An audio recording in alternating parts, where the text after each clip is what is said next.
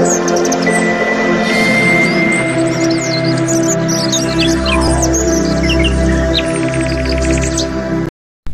guys! Ayan, this is Teacher Crazy. So, ayan, magandang umaga sa inyo lahat. So, mag-out muna tayo. Labas-labas muna tayo. Pero, ayan, syempre, paglabas natin guys, kailangan natin ng protection. So, una, kailangan natin, be sure meron kayo nito. Ayan. So, meron tayong face mask. And then, meron din tayong face shield. Ayan. Saan ba tayo pupunta? Ayan. Pupunta tayo sa ngayon sa City Mall. Ayan. Hindi tayo mag-shopping guys. Dahil wala pang sweldo. Ayan. Punta ako ng City Mall kasi kukuha ko ng national ID. Ayan. Paano nga ba kumuha ng national ID? So, simple lang guys. Magdadala lang tayo ng basic requirements doon. Yung primary requirements nila na pwede mo i-presenta kung meron kang passport. Ayan. So, pag may passport ka, kahit wala ka na supporting IDs, pwede. So, ako, dala ko ay passport. Ayan. Actually, guys, nagpunta na ako ng isang araw doon. Ayan. Bumalik lang ako kasi may discrepancy kasi doon sa aking ID. Yung naganyo ko, isa N yung isa naman N lang. So, ngayon, hindi nagtugma yung dalawang valid IDs ko. Kaya, kailangan kong magpresenta ng another supporting documents. Pero, sabi naman doon, so, kailangan daw, kung meron akong basic requirements, kagaya ng passport, ayan. So, meron tayong passport, or driver's license, at saka yung UMID. Nagkataon, yung UMID ko nga, ano siya, N. Dapat N ako naganyo. So, yun. Kaya, nagkaroon ako ng discrepancy dalawang ID ko. Kaya, kailangan kong ng another proof. So, ito na dinala ko ngayon, ang aking passport, para makakuha ko ngayon ng national ID. Yan. So, ulitin ko, basic requirements nila na allowed talaga ay passport, driver's license, at saka UMID. Yan. So, yun. Ayan, para naman sa kanilang mga secondary requirements, pwede natin i-presenta ang NBI clearance, police clearance, ayan. And then, marriage contract, birth certificates, ayan, saka yung mga other IDs natin, except dun sa mga ID na kagaya ng PRC, ng SSS, at saka yung mga school IDs. So, yan yung mga secondary na requirements na hahanapin nila sa iyo. Ayan, so, bago guys tayo pumunta sa lugar kung saan na mayroong nagka-capture ng national IDs, be sure na meron tayo ng mga documents na yun para maiwasan din natin ang hassle kagaya na nangyari sa akin na kailangan ko pang bumalik kasi nga hindi ko chinek yung aking mga requirements. So, ulitin ko ang requirements natin, basic. Ayan, basic requirements natin sa pagkuha ng national ID ay passport, UMID at license, driver's license. So, ngayon, kung wala tayo ng tatlo na to, so pwede tayo na gumamit ng marriage contract at saka ng birth certificate. Kung wala din naman kayong habak nito, so pwede rin ang mga others ID natin kagaya ng ating PRC, SSS, mga school IDs, at saka yung mga clearances natin kagaya ng police clearance, NBA clearance, ayan, barangay clearance. Yan, so ina-allow din yan basta valid ang ating mga documents. Ayun. So, yan, madali lang guys. Ayan, madali lang ang pagkuha. So, simple lang ang proseso. So, ito ay guys, pagkayari yung makapturan ng ID, maghihintay lang tayo ng 3 months. Ayan, 3 months para ma-release ang ating ID. At ito naman ay ipapadala sa ating mailing address. So, mag-fill up tayo doon ng form at lalagyan natin doon yung ating exact address. So, ipapadeliver na lang nila. So, ganun lang kadali guys ang pagkuha ng national ID. So, bakit ito mahalaga? So, mahalaga ito dahil ito national ID dito kakatawanan na niya yung ibang IDs natin. So, ibig sabihin, isang matibay itong ID na na magkakaroon tayong hawak. Pagka meron tayo nito, ibig sabihin hindi na natin masyadong kailangan yung iba pa nating IDs kasi nandito na siya. So all in one na siya. Yan. So pero syempre keep pa rin natin yung mga old IDs natin at saka yung mga dahil magagamit pa rin natin yan sa other transaction. So yun guys ang mga requirements. So sana, ayan, maging malinaw sa atin ang mga documents na ipipresenta natin sa pagkuha ng national ID. So, mamaya guys, ayan, pagpunta ko doon, video ko kung pwede mag-video sa loob. Pero, mga naman may pwede.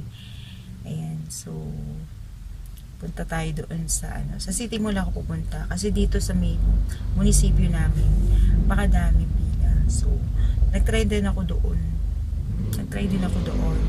Nung one time na medyo na vacant ako, kami ng mga kasamahan ko. So nagpunta kami doon na around 9, tapos ang daing pila, tapos nung babalik na kami, yun, may cut off na sila, hindi na rin natapos. Tapos nagkaroon pa ng troubleshooting doon sa sa machine, kaya di rin kami nakakuha. So pangalawa, punta nga ako doon sa City Mall, so mali naman yung aking naipresentang ID. So ngayon, pangatlong attempt ko na to. Sana mag-successful na ako guys. Ayan. So para hindi mangyari ang nangyayari sa inyo sa akin na hassle, ayan, be sure na ayan, tama na yung ating mga dadakaling na documents para isang puntahan lang. At saka syempre, andyan pa rin yung patient. Ayan, patient sa paghihintay kasi ayan, maraming mga mamamayan. Hindi lang naman ikaw, so hindi lang ikaw ang kukuha ng national ID, di ba? So, kaya kailangan natin hintay-hintay pa. Ayan, so, tingnan natin mamaya kung makakasuccess na ako, kung makakakuha na ako ng ng national ID ko. Ayan. See you later. Ayan, sagutin natin yung karaniwan tanong, saan ba pwedeng kumuha ng national IDs? Ayan, yung national ID guys ay ini-issue pwede sa inyong barangay kung mayroon kong doon naka-schedule. Pwede rin naman sa munisipyo. Ayan, so pwede rin naman sa mga mall. Sa mga mall nag-a-assign doon yung yung national statistic, yung PSA natin. So naglalagay sila doon ng mga booth para mag-capture ng national ID. So kung wala sa inyong barangay, so magtanong kayo doon sa inyong municipality. Sure ngayon, ayun, ongoing kanilang pagka-capture. And then, kung wala naman schedule doon, at o kaya naman maraming pila, so pwede kayo pumunta sa mga mall. So sa mga mall, andoon yung mga in-install na mga booth ng PSA para mag-capture ng national ID. Ayan, so meron ba itong bayad? Ito ay walang bayad, free siya. So paano natin makukuha pagka natin magpa-captured? Ito ay makukuha natin through mail. Ayan, papadala na sa ating mga tahanan. So yun. So punta lang kayo sa nearest, ayan, sa pinakamalapit na kuhanan ng IDs. Ayan, sabi ko nga pwede sa barangay, munisipyo, or sa mga designated area kagaya ng mga mall. Ayan. So, ayan guys. So, sana nakatulong ito sa inyo, sa mga kukuha dyan. Ayan guys, importante makakuha tayo nito kasi ito ay valid IDs. So, karamihan kasi minsan yung ilang mga Pilipino kasi hindi naman sila nakikipag-transact sa so hindi sila kumukuha. Pero darating at darating ang panahon na kakailanganin ninyo yung ID kahit na sa pagpasok ng trabaho lang. Ayan, simple trabaho. So, hinihingan na ng valid ID. So, kailangan natin kumuha nito. So, dagdag pa rin natin guys, nakalimutan ko. Pwede rin pala dito yung mga voters, ayan, voters record daw at saka voters IDs. Pwede rin siyang ipresenta as secondary documents. Ayan. So, dalawa lang guys doon. Dalawang valid IDs or valid documents lang ang pipresenta ninyo. Pero kung valid na at wala namang pagkakamali doon sa primary, so isa lang. Ayun. Si Mahal, madali lang nakakuha ng national ID. Isang click lang. Driver's license ang kanyang pinakita. Ako pang 3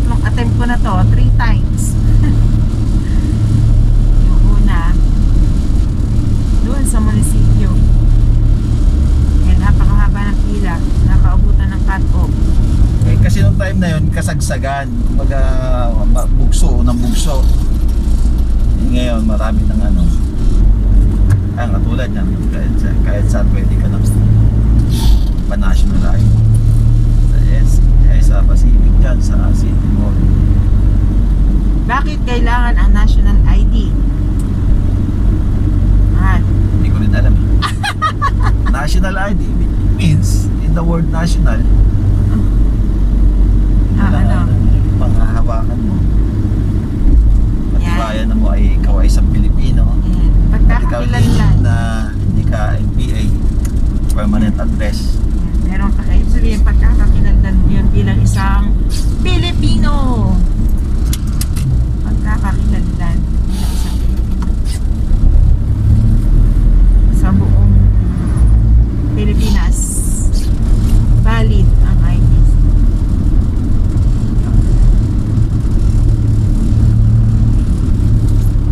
Yan ang purpose.